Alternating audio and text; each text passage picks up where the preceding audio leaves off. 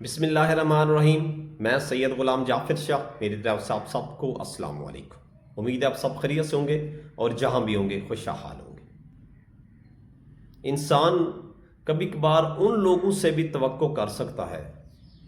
असल में ना, ये हकीकत है जो आज की वीडियो में आपको बताने वाला हूं ना, आप हैरान होंगे कि इसमें तो कोई शक नहीं। एक शख्स जो नेक है ना, उसका काम है नेकी करना। एक शख्स परहेजगार है, उसका काम है भलाई करना, अच्छाई करना। लेकिन ये इंसानियत ना कभी कभार ऐसे लोगों में जाग जाती है जिनका हम सोच भी नहीं सकते। ये बात जो मैं आपको बताने वाला हूं, ये जरूर सुनिएगा। और इससे पहले अगर आप मेरे चैनल पे नए हैं तो चैनल को सब्सक्राइब लाजमी कीजिएगा ताकि मेरा और आपका राब्ता होता रहे। एक शख्स अपनी रुदात बयान करता है तो खैर पुराने वक्तों की बात, इंसान का ज़मीर किसी वक्त भी जाग सकता है। अभी पिछले ही दिनों आपने एक वीडियो देखी जो थी तो कराची के किसी इलाके की। वो वीडियो बड़ी वायरल हुई। डाकू आते हैं, एक बाइक वाले को रोकते हैं, तो उससे रोककर उससे मोबाइल छीनते हैं, उसके पास जो नकदी है वो छीन लेते हैं। तो छीन लेने के बाद जैसे ही रवाना होते हैं, देखते हैं कि वो शख्स रो रहा होता है।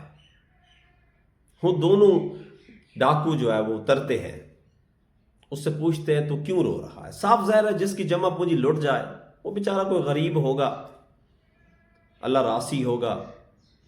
तो वो उसको रोता देखकर उसका ना सिर्फ मोबाइल और नकदी वापस कर देते हैं, बल्कि अपनी जेब से कुछ रकम भी उसको दे देते हैं।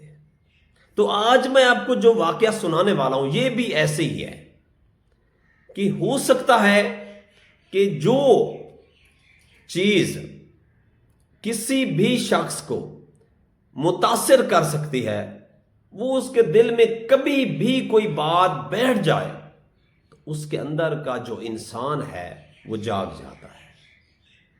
ये वो शख्स जिसकी आपको मैं रुदात सुनाने वाला हूं, वो कहता है कि मैं एक दफा अपने घर वापस जा रहा था, अब परेशान भी था। पिछले कई दिनों से कुछ नहीं कमा पा रहा था, ना मेरे पास कोई ऐसी आमदन थी। मेरी पीछे वालदा थी जिसको मैं पैसे भेजता था, लेकिन इस दफा मैं उसको पैसे नहीं भेज सका। अब मैं हैरान था कि मैं अगर पैसे नहीं भेजता और वापस घर जा रहा हूं और मां की दवाइयों के पैसे भी मेरे पास नहीं है, तो ये सोचकर मैंने वापस जाने का इरादा तर्क कर दिया और वहीं रुक गया कि अभी इस महीने वापस नहीं जाता, अपनी मां का सामना कैसे करूंगा। जब मेरे पास पैसे नहीं होंगे मैं उसका इलाज कैसे करवाऊंगा। नाराज नहीं होना, अगले महीने मैं आपको ये पैसे भी भेजूंगा, कुछ और पैसे भी भेजूंगा ताकि आप अपना इलाज करवा सके। कहता है वो मैं जैसे ही चिट्ठी डालने के लिए डाकखाने तक पहुंचने वाला था कि मेरी जेब कट गई। मेरी जेब में 9 रुपए और वो चिट थी और कुछ नहीं था। मैं बड़ा परेशान हुआ कि जो मेरे पास 9 रुपए थे वो भी चले गए। कहते मैं बहुत ज्यादा रोया और काम की तलाश शुरू कर दी। कुछ दिन बाद मुझे अम्मा जी का खत मिला कि बेटा तेरी बड़ी मेहरबानी, तूने 50 रुपए भेजे, उससे मैंने अपनी दवाइयां भी ले ली और अपना राशन भी ले लिया और ढेर सारी मां की तरफ से दुआएं लिखी हुई थी। मैं हैरान था कि मैंने तो वो पैसे भेजे नहीं हैं। कुछ दिनों बाद एक और चिट्ठी मुझे मौसूल हुई। उसमें लिखा था भाई नाराज नहीं होना, मैंने आपकी जेब काटी, मैंने आपका पर्स निकाला, आपकी जेब से पैसे निकाले तो उसमें एक चिट थी जो मां के नाम थी। असल ना हकीकत है कि ये जो मां है ना, ये सबको प्यारी होती है और मैं तो सबकी मां होती है।